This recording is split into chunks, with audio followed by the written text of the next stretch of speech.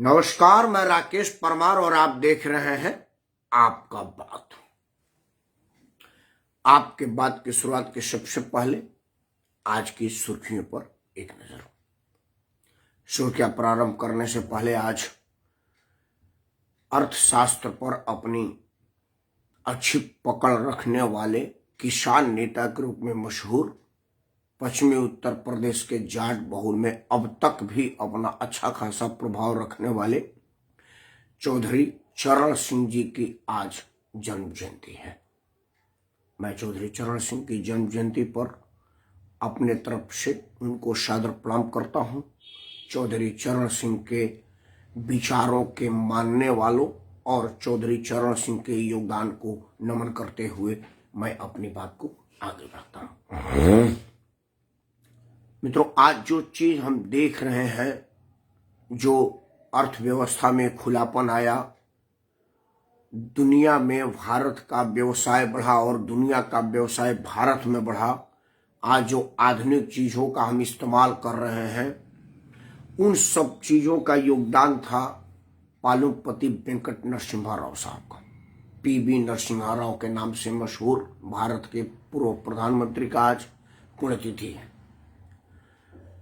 आर्थिक सुधार और विशेषज्ञों के हवाले मंत्रिमंडल देने की जो उनकी कवायद थी राष्ट्र हित में, उसकी जितनी तारीफ की जाए कम है।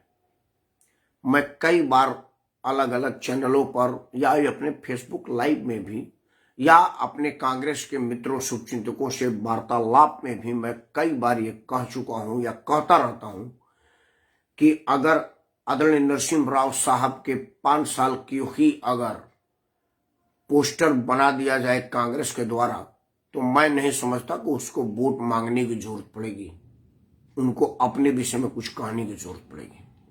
क्योंकि आदरणीय नरसिम्हा राव साहब ने ऐसा कोई काम नहीं किया जिससे राष्ट्र को क्षति पहुंचे, राष्ट्र का नाम बदनाम हो और कांग्रेस को राजनीतिक रूप से नुकसान हो। ऐसा हो ही नहीं सकता। लेकिन पता न क्यों आदरणीय सोनिया गांधी जी को नरसिम्हा राव नाम से ही चिढ़ है, नफरत है। खैर, उनको नफरत मुबारक हो। मेरे लिए आदरणीय नरसिम्हा राव साहब आदर के योग थे। उनके पुण्य तिथि पर मैं अपने हार्दिक संवेदना, श्रद्धा सुमन और नतमस्तक प्रणाम प्रस्तुत करता हूं। नरसिम्हा राव साहब की जय हो, नरसिम्हा राव साहब की जय हो। मित्रों, इन सब बातों के साथ कल राजस्थान में जो क्षत्रिय महासभा का कार्यक्रम हुआ, क्षत्रिय युवा मंच का, वो जितनी भीड़ राजस्थान के राजधानी जयपुर में इकट्ठा हुई थी, स्वतंत्र भारत में उस तरह का भीड़ कभी नहीं हुआ था। हमने कभी नहीं देखा था कि उस तरह की कोई भीड़ आई हो और उतनी नियंत्रित। हमने रैली में लोगों को आतंक मचाते, व्यभिचार करते, हुड़दंग करते हुए और रास्ते को पर आतंक मचाते हुए देखा है। लेकिन लाखों के से भी ऊपर के संख्या में वो शालीन राजपूतों का भीड़ ना तो किसी को डिस्टर्ब किया, ना कोई ट्रैफिक डिस्टर्ब किया, ना कोई राहगीर को परेशान किया और मैदान के आसपास के रहने वाले लोगों को भी किसी तरह की परेशानी नहीं हुई। ये क्षत्रिय संस्कार है, ये क्षत्रिय संस्कार का महानता है, जिसका प्रदर्शन आपने किया है, जो आपके पूर्वजों ने आपको दिया है और जो आप अपने बच्चों को देंगे। क्षत्रिय महासभा के उस शानदार आयोजन के लिए आयोजकों को मैं भूरी भूरी प्रशंसा करता हूं और उस सभा में गए हुए हर आदमी को मैं नतमस्तक प्रणाम करता हूं कि आपने बिना आह्वान, बिना किसी आयोजन, बिना किसी निमंत्रण के स्वयं का आयोजन समझ करके उस सभा स्थल पर पहुंच करके सभा का मान बढ़ाया और अपना मान बनाया। आप एक बार सरकारों को बताए हुए हैं अपनी उपस्थिति दर्ज करा करके, लेकिन राजनीतिक दल के नुमाइंदा वहां पर पहुंच करके उसका मिसयूज करना चाहते थे। हाँ राजू, नमस्कार। आप लोग भी जागिए और अपने अपने चैनलों पर इस वीडियो को शेयर करिए, मेरे चैनल को सब्सक्राइब करिए और खुद भी वीडियो बनाइए। आप भी खुद बढ़िया बोल सकते हैं, लिख सकते हैं, समाज में जन जागृति फैला सकते हैं। एक चना क्या करेगा, राकेश परमार के सुना राजू सिंह भी आवे तो एक और एक 11 होगा। और वैसे मैं अकेले हूँ, राजू अकेले हैं, हम दोनों मिलेंगे तो 11 की संख्या करेंगे। इसलिए आइए हम आपको आह्वान करते हैं कि आप स्वयं स्वर्ण समाज के हित में पोस्ट बनाएं, वीडियो बनाएं, नहीं तो कम से कम मेरे इस चैनल को सब्सक्राइब करें, मेरे वीडियो को शेयर करें। खैर, राजपूतों के उस कार्यक्रम में जो लोग गए थे वो प्रशंसा के लायक हैं, उनको मैं प्रणाम करता हूं। आज बात उस पर नहीं थी, लेकिन एक बात मैं जरूर कहूंगा कि उस कार्यक्रम के पहले राजू, ये आपका बड़कपन है। उस कार्यक्रम के पहले मैंने एक अनुरोध किया था कि राजनीतिक में रहने वाले लोग उस मंच पर क्यों जाते हैं, जबकि राजनीति में रहने वाला लोग अपनी राजनीति हित देखते हैं और स्वर्ण समाज के विरोध में काम करते हैं, क्योंकि एक भी राजनेता उसमें समाज के हित की बात नहीं करेगा। क्योंकि जो लोग उस मंच पर थे, चाहे वो कांग्रेस के हों, भाजपा के हों, सपा के हों, बसपा के हों या किसी भी पार्टी के हों, उनमें से एक आदमी वे भी संसद में अनुसूचित जाति जनजाति आयोग के बिल के विरोध में बोलने के लिए हिम्मत नहीं जुटा पाया कि आखिर क्यों इस देश में जितनी योजनाएं होती हैं वो पिछड़ों की होती हैं। ये पिछड़ा जन योजना, मुसलमान योजना, दलित योजना, स्वर्ण योजना क्यों नहीं? किसी भी स्वर्ण समाज के लोग इस विषय पर कभी कोई बात नहीं करते। इस पर व्यापक बहस मेरे इस चैनल पर होता है, होगा, लेकिन आज जलता पंजाब पे है, इसलिए ज्यादा ना आके वापस पंजाब पर आते हैं। मित्रों, जैसा कि मैंने हेडिंग दिया कि आज का बात है जलता पंजाब प्रांत, सुलगता पंजाब प्रांत। मित्रों, पंजाब में एक सुनियोजित ढंग से षड्यंत्र के तहत पंजाब को जलाने का प्रयास किया जा रहा है और ये अंदर अंदर सुलग रहा है। भारत के लोकप्रिय जननायक आदरणीय नरेंद्र मोदी जी ने जब किसान बिल वापस लिया तो कई लोगों को ये समझ में नहीं आया। कई लोगों ने कहा है कि मोदी वोट के लालच में डर गए। कई लोगों ने कहा कि उत्तर प्रदेश चुनाव को मद्देनजर रखते हुए डर गए। नरेंद्र मोदी चुनाव के परिणाम से डरने वाले आदमी नहीं है। इसका जीता जागता उदाहरण है कि बनिया प्रांत के लिए मशहूर, बिजनेस के लिए मशहूर गुजरात के मेन चुनाव से पहले जीएसटी लगा दिए थे, जिससे ये सीधा छोटे और मझोले दर्जे के उद्योगपतियों और व्यवसायियों के लिए ये विरोध का लग रहा था, क्योंकि उनको नया जीएसटी में आना था, वो समझते नहीं और चुनावी नुकसान हुआ और हुआ भी, अपेक्षाकृत कम सीट आई। लेकिन मोदी जी ने कहा कि नहीं, जो चीज राष्ट्र हित में है वो है, वोट हित से हमको मतलब नहीं है। अगर नरेंद्र मोदी वोट हित की बात करते, चुनावी हित की बात करते, तो इस देश में हिंदू के बाद दूसरी सबसे बड़ी आबादी मुसलमान की है, लेकिन मुस्लिम टोपी पहनने से मना कर दिया, जबकि वही सबसे अल्पसंख्यक सिख है। इस देश का सबसे अल्पसंख्यक यहूदी और सिख है, पारसी और सिख है, लेकिन सिख का पगड़ी शान से बांध करके स्वर्ण मंदिर में मत्था टेका और उनके आराध्य को सम्मान किया। अगर वोट बैंक की बात होती तो नरेंद्र मोदी सिख का पगड़ी नहीं बांधते, मुसलमान का टोपी पहन लेते, क्योंकि इस देश में हिंदू के बाद मुस्लिम सबसे बड़ी आबादी है। लेकिन उन्होंने वोट बैंक को तहरीज नहीं दी, अपने सोच को तहरीर दिया, अपने स्वभाव को तहरीर दिया, क्योंकि सिख भी हिंदू धर्म से निकला हुआ है, बौद्ध भी हिंदू धर्म से निकला हुआ है, जैन भी हिंदू धर्म से निकला हुआ है, और हिंदू ही नहीं, ये सब क्षत्रिय का ब्रांच है। क्योंकि बौद्ध के जो नरेंद्र थे वो क्षत्रिय थे, तीर्थंकर जैन के जो मानने वाले जिन्होंने शुरुआत किया था वो क्षत्रिय थे, सिख धर्म का जिन्होंने स्थापना किया था वो क्षत्रिय थे, हिंदू तो थे ही थे। तो नरेंद्र मोदी ने अपने हिंदू हित चिंतक के रोल को आगे किया, वोट को ध्यान में नहीं रखा। अगर वोट का होता तो मुस्लिम टोपी पहन लेते, सिख पगड़ी का अलावा। इसलिए नरेंद्र मोदी उत्तर प्रदेश के चुनाव के भावी परिणाम से प्रभावित होकर के किसान बिल वापस नहीं किया था। किसान बिल वापस करने के पीछे लगातार पंजाब के तत्कालीन मुख्यमंत्री कैप्टन अमरिंदर सिंह, जो अब मुख्यमंत्री नहीं है और उन्होंने अपनी अलग पार्टी बनाई हुई है, कैप्टन अमरिंदर बार बार आके भारत के प्रधानमंत्री, गृह मंत्री और एनएसए, नेशनल सिक्योरिटी एडवाइजर से मिलते थे। कैप्टन अमरिंदर का जो दौरा होता था वो पंजाब के मुख्यमंत्री के हैसियत से होता था। इसलिए वो भारतीय जनता पार्टी के नेता, उनके भारतीय जनता पार्टी के अध्यक्ष जेपी नड्डा से नहीं मिलते थे, राजनाथ सिंह से नहीं मिलते थे, नितिन गडकरी से नहीं मिलते थे या और लोगों से नहीं मिलते थे, पंजाब प्रांत के प्रभारी शेखावत साहब से नहीं मिलते थे। वो मिलते थे भारत के प्रधानमंत्री से, क्योंकि मुख्यमंत्री प्रधानमंत्री से मिलेगा तो तकनीक के आधार पर बात होगी, टेक्निकल बात होगी, लीगल बात होगी। और वो उस वक्त की फील्डिंग उनको दिए थे कि इस आंदोलन में पाकिस्तान की आईएसआई बिल्कुल घुस गई है और खालिस्तान इसको फंडिंग कर रहा है, खालिस्तान का डायरेक्ट इनडायरेक्ट समर्थन मिल रहा है और खालिस्तान के प्रभाव में जो सिख आंदोलनकारी हैं वो आ रहे हैं और इस पर जितनी जल्दी नियंत्रण नहीं पाया गया है तो ये पंजाब के चुनाव में प्रभावित कर देगा। सोशल मीडिया का जमाना है आजकल, सोशल मीडिया मेन मीडिया से ज्यादा देखी जा रही है। सोशल मीडिया के माध्यम से आईएसआई ने एक कुचक्र रचा कि हिंदू और सिख को अलग कर दिया जाए और हिंदू सिख को आमने सामने करके लड़ा दिया जाए, दोनों को प्रतिद्वंदी बना दिया जाए। क्योंकि सोशल मीडिया पर पाकिस्तान परस्त लोगों ने या पाकिस्तान प्रायोजित लोगों ने या पाकिस्तान से ट्वीट किया जा रहा था, कई फर्जी वीडियो दिखाई जा रही थी, कई फर्जी समाचार प्लांट किया जा रहा था और इससे किसान दिग्भ्रमित हो रहा था। इस वजह से पंजाब के तत्कालीन मुख्यमंत्री ने भारत के प्रधानमंत्री से आग्रह किया कि आप इसको जल्दी से जल्दी खत्म करें।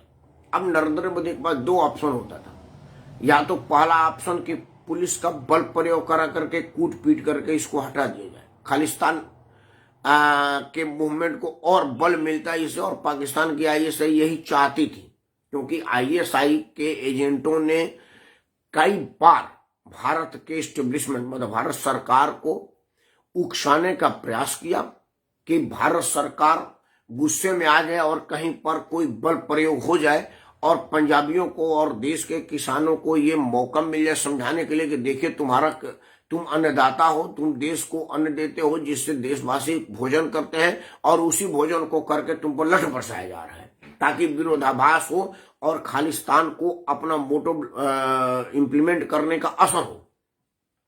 इस वजह से नरेंद्र मोदी इस स्थिति को समझे जब उनकी खुफिया एजेंसियों ने उनको ये रिपोर्ट दिया कि इस तरह की कुछ गतिविधि देश विरोधियों के द्वारा हो रहा है, तो उन्होंने कहा कि भाई अपने लोग हैं, हमारे पास ऑप्शन है कि हम बल प्रयोग कर लें या उनसे क्षमा मांग लें।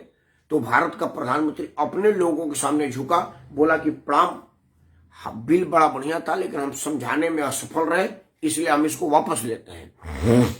उससे ये हुआ कि शालीनता से बिल वापस हो गया और लोगों को भड़काने का मौका नहीं मिला, देश विरोधियों को इस आग में घी डालने का मौका नहीं मिला और स्मूथली बिल वापस हो गया। और किसान के जो किसान में सही वाले किसान थे या जो देशभक्त लोग थे, वो बेशक किसान फर्जी हों, लेकिन जो ये नहीं चाहते थे कि ये आंदोलन कोई और संस्था हाईजैक कर ले, किसी देश विरोधी के हाथ में चला जाए, उनको भी एक फ्री पैसेज मिला वापस जाने का और वो अपने अपने घरों को वापस चले गए। अब ये एक बड़ा बढ़िया मौका था। इसीलिए अब क्या हुआ कि जब देखा देश विरोधी शक्तियों ने कि भाई नरेंद्र मोदी लाल किला के अपमान में भी कुछ नहीं बोला, वहां भी हमको आग लगाने का मौका मिला था, वो हम नहीं कर पाए। उसके बाद एक आदमी को जिंदा काट करके बिल्कुल बकरे की तरह से लटका दिया गया, तब भी नरेंद्र मोदी की पुलिस ने कुछ नहीं किया, शालीनता का और सहिष्णुता का परिचय दिया। तो वो क्या करते, फिर उन्होंने एक पगलेट आदमी को गुरु ग्रंथ साहिब की बेअदबी के लिए उकसाया। वो आदमी की वीडियो अब सोशल मीडिया पर और समाचार चैनलों पर तैर रही है। वो कभी नाक में नथनी बांध के घूमता है, तो कभी साड़ी बांध के घूमता है, तो कभी इस पांव का चप्पल उस पांव में, मतलब वो विक्षिप्त प्राणी है, पागलपन का शिकार है वो आदमी।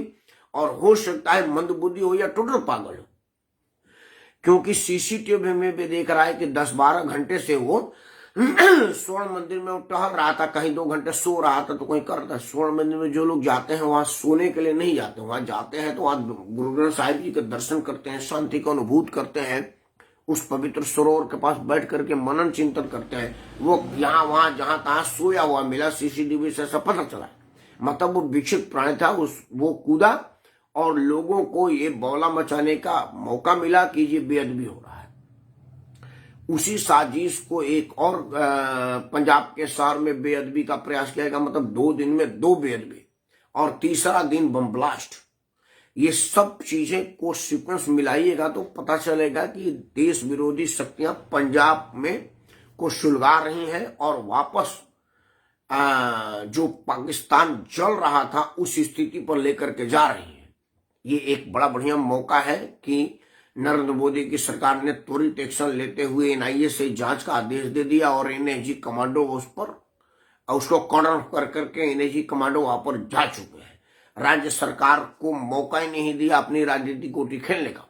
लेकिन जब तक एनआईए ने जांच अपने हाथ में नहीं लिया था, केंद्रीय बल उस पूरे इलाकों को कॉर्डर करके अपने नियंत्रण में नहीं लिया था, तब तक पंजाब के बड़बोले अध्यक्ष जिनके बड़े भाई इमरान खान के सह पर यह सारा खेल हो रहा है, उन्होंने इसको एक विशेष जाति के लोगों के विरुद्ध षड्यंत्र के तहत जैसे बेहुदा और बेबुनियाद आरोप लगाया और राजनीति मोड़ने का प्रयास किया। पंजाब के जो मुख्यमंत्री हैं, हाँ अखिलेश जी नमस्कार, पंजाब के जो मुख्यमंत्री हैं मिस्टर चौवन्नी, मतलब जिनको लोग चन्नी कहते हैं, उनकी राजनीति चौवन्नी भर की भी नहीं है। वो बेमतलब के औकात के आदमी है। वो एक लाइबिलिटी है राजनीति पर। उनकी सबसे बड़ी राजनीतिक योगदान थी कि राहुल गांधी का गाड़ी चलाने का सौभाग्य मिला, ऐसा उन्होंने अपने यूट्यूब पर और ट्विटर पर डाला था। ऐसे आदमी को जब कुछ नहीं मिला कहने के लिए, तो वो कह रहा है कि जी मामला ये है कि अभी नशे के खिलाफ जो हमने मुहिम चलाया हुआ है, जिसमें पंजाब के पूर्व मंत्री और बादल परिवार के रिश्तेदार हैं मजीठिया, तो मजीठिया के विरुद्ध एफआईआर हुआ है, इस वजह से ये सब बातें हो रही हैं। अध्यक्ष मिश्रा जी को नमस्कार। मतलब मैं अब इससे ज्यादा बेहुदापने का बयान मैं नहीं सुनता कि राज्य का मुख्यमंत्री जिसके हाथ में सारी पुलिस है, हाँ ओम प्रकाश जी नमस्कार, जिसके हाथ में सारी पुलिस है, सारी शक्तियां है, जांच एजेंसियां है, खुफिया एजेंसियां उसके अधीन काम करती हैं, वो आदमी सार्वजनिक मंच पर यह कह रहे थे कि मजीठिया के विरुद्ध, नशे के विरुद्ध जो कार्रवाई सरकार ने किया है, तब से ये बेअदबी और ये बम ब्लास्ट हुआ है। मतलब उसको ये नहीं कोई पूछने वाला आदमी है कान के नीचे लगा करके कि जी बता, अगर तेरे को लग रहा है कि मजीठिया ने ये करवाया है और इतनी पक्के सबूत है तो मजीठिया को गिरफ्तार कर, इनकाउंटर में गोली मार, फांसी पर फड़ा, कोर्ट के सामने ले जा और दिखा कि ये मेरे पास सबूत है। और अगर नहीं है तो तेरे कान के नीचे क्यों ना लगाई जाए। पंजाब को जलाने के लिए बोल रहा है। पंजाब के लोग, जो लोग सीधे साधे भोले वाले मेहनत कश इंसान है, वो ये क्या सोचेंगे? वो दिग्भ्रमित होंगे कि यार बताओ, मजीठिया पर नशा के विरुद्ध एक एफआईआर हो गया, वो तो पूरे पंजाब को जलवा रहा है। आप अपने बेहूदपन के लिए, अपने कमीनपन छुपाने के लिए, अपने नकारेपन पर पर्दा डालने के लिए एक बहुत बड़े आदमी के विरुद्ध आपने इस तरह का गंदा षड्यंत्र कर दिया, इस तरह का गंदा खेल खेल दिया। इसका मतलब ये नहीं है कि मैं मजीठिया को सबूत देता हूं। मजीठिया कैसा है ये कोर्ट जाने और पंजाब पुलिस जाने। मैं मजीठिया को मिला भी नहीं हूं, नहीं मैं जानता हूं कि वो किस आदमी है। मैं तो ये बात कर रहा हूं कि अगर पंजाब का संविधान का शपथ लिया हुआ मुख्यमंत्री ये कह रहा है कि मजीठिया के विरुद्ध एफआईआर हुआ है और ये पंजाब जलने लगा, तो कह क्यों रही है, वो कर क्यों नहीं दे रहा, वो एक्शन क्यों नहीं ले रहा? ये एक सोचने वाली बात है।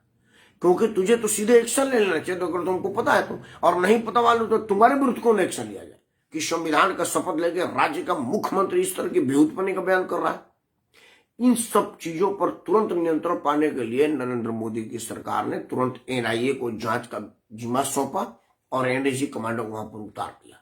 ये बधाई के पत्र है। नरेंद्र मोदी को बहुत बहुत बधाई हो कि आपने पंजाब को जलने से रोकने के लिए अपनी आहुति दे दी है।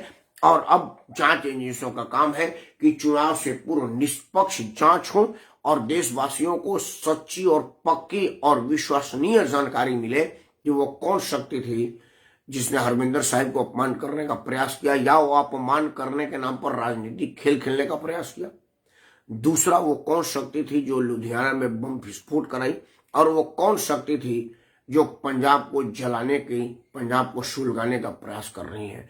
अगर ये साफ और स्पष्ट जांच हो जाए तो मैं समझता हूं कि ये देश पर बहुत बड़ा उपकार होगा और देश के बहुत महत्वपूर्ण सूबे पंजाब में शांति बनाने के तरफ एक मजबूत और सार्थक कदम होगा। मित्रों, पुलिस और प्रशासन और राजनीतिक ईमानदारी अगर हो तो किसी भी चीज पर नियंत्रण पाया जा सकता है। जलते पंजाब को बेअंत सिंह और केहर सिंह की जोड़ी मिली और उन दोनों लोगों ने बिना एक दूसरे की प्रतनता दिखाए पंजाब के हित में काम किया और आज स्थिति यह है कि परसों से पंजाब शांत है। पंजाब में इक्का दुक्का छिटपुट घटनाएं होते तो हमारे यूपी बिहार के तो एक एक जिले में उससे ज्यादा हो जाता है, लेकिन मीडिया में कवरेज नहीं मिलता। तो पंजाब शांत है। अब पंजाब को शांत ही रहने देना है, इसके लिए नरेंद्र मोदी के हाथों को मजबूत कीजिए और जांच एजेंसियों को शुद्ध, निष्पक्ष और त्वरित जांच की शुभकामनाएं दीजिए। मैं भी देता हूं। न खालिस्तान, न मुसलमान, अखंड रहे हिंदुस्तान। इन्हीं शब्दों के साथ मैं राकेश परमार आप सबको सादर प्रणाम करता हूं। जय हिंद, वंदे मातरम।